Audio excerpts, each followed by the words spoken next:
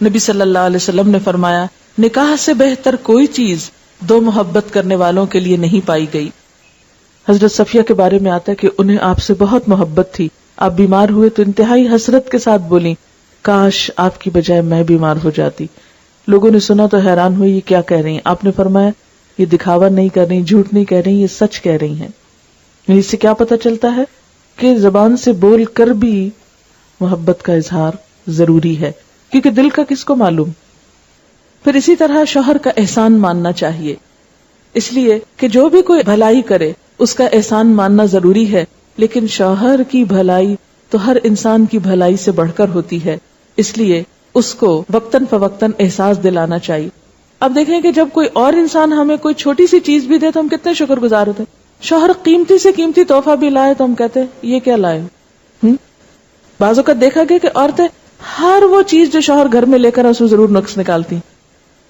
پھر اسی طرح اپنے انداز سے, اپنی گفتگو سے, اپنی باتوں سے بھی شوہر کو خوش رکھنے کی کوشش کرنی چاہیے. نبی صلی اللہ علیہ وسلم نے فرمایا جس عورت نے اس حال میں انتقال کیا کہ اس کا شوہر اس سے راضی اور خوش تھا تو وہ جنت میں داخل ہوگی. لیکن صرف زبان کی بتائی ہوئی باتیں کافی نہیں, پھر جب تک انسان کا عمل بھی ساتھ شریک نہ ہو. شوہر کا احسان ماننا چاہیے, اس کی شکر گزاری کرنی چاہیے. حضرت اسماء کہتی ہیں کہ ایک بار نبی صلی اللہ علیہ وسلم میرے پاس سے گزرے, میں اپنی سہیلیوں کے ساتھ تھی, آپ نے ہمیں سلام کیا اور ارشاد فرمایا تم پر جن کا احسان ہے ان کی ناشکری سے بچو. تم میں سے ایک اپنے ماں باپ کے ہاں دنوں تک بن بیاہی بیٹھی رہتی, پھر خدا اس کو شوہر عطا فرماتا ہے, اولاد سے نوازتا ہے. ان تمام احسانات کے باوجود اگر کسی بات پر شوہر سے خفا ہوتی ہے تو کہہ اٹھتی ہے میں نے تو کبھی تمہاری طرف سے کوئی بھلائی دیکھی ہی نہیں. اکثر عورتیں یہ کہتی ہوئی سنائی دیتی اس گھر میں آ کے تو قسمت بھی پھوٹ گئی, کوئی خوشی نہیں دیکھی آج تک. حالانکہ ایسا نہیں ہوتا. مشکل یہ ہے کہ جب غم آتا ہے تو سب خوشیاں بھول جاتی ہیں. تو انسان کو عدل و انصاف سے کام لینا چاہیے اور ایسی بات زبان سے نہیں نکالنی چاہیے کہ جس سے ناشکری ٹپکتی ہو. نبی صلی اللہ علیہ وسلم نے فرمایا خدا قیامت کے روز اس عورت کی طرف نظر اٹھا کر نہ دیکھے گا جو شوہر کی ناشکری ہوگی, حالانکہ عورت کسی وقت بھی شوہر سے بے نیاز نہیں ہو سکتی. شوہر کی خدمت کر کے خوشی محسوس کرنی چاہیے. نبی صلی اللہ علیہ وسلم کے ساتھ حضرت عائشہ کا معاملہ یہ تھا کہ وہ آپ کے کپڑے دھوتی, سر میں تیل لگاتی, کبھی کنگھی بھی کر دیتی, خوشبو لگا دیتی. حالانکہ یہ کام شوہر اپنے خود بھی کر سکتا ہے, لیکن باہم تعلق کو خوشگوار بنانے کے لیے چھوٹے چھوٹے دوسرے کے کام کر دینا ضروری ہے. اسی طرح شوہر کے گھر بار مال اسباب کی حفاظت بھی عورت کے ذمہ. شوہر تو باہر چلے جاتے ہیں, اس لیے گھر کی نگرانی عورت کی ذمہ داریوں میں سے ہے. آپ صلی اللہ علیہ وسلم نے فرمایا قریش کی عورتیں کیا ہی خوب عورتیں ہیں, بچوں پہ نہایت مہربان, شوہر کے گھر بار کی انتہائی حفاظت کرنے والی. یہ اچھی عورت کی خوبیاں ہیں.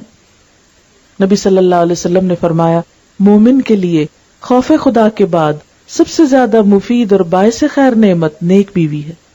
جب وہ اسے کسی کام کو کہے تو خوشی سے کر دے, جب اس پہ نگاہ ڈالے تو اس کو خوش کر دے, جب وہ اس کے بھروسے پر قسم کھا بیٹھے تو اس کی قسم پوری کر دے, جب وہ کہیں چلا جائے تو اس کے پیچھے اپنی عزت و آبرو کی حفاظت کرے, اور شوہر کے مال و اسباب کی نگرانی میں شوہر کی خیرخواہ اور وفادار رہے. صفائی, سلیقہ, آرائش, زیبائش, زیب و زینت کا اہتمام شوہر کے لیے یہ بھی پسندیدہ ہے.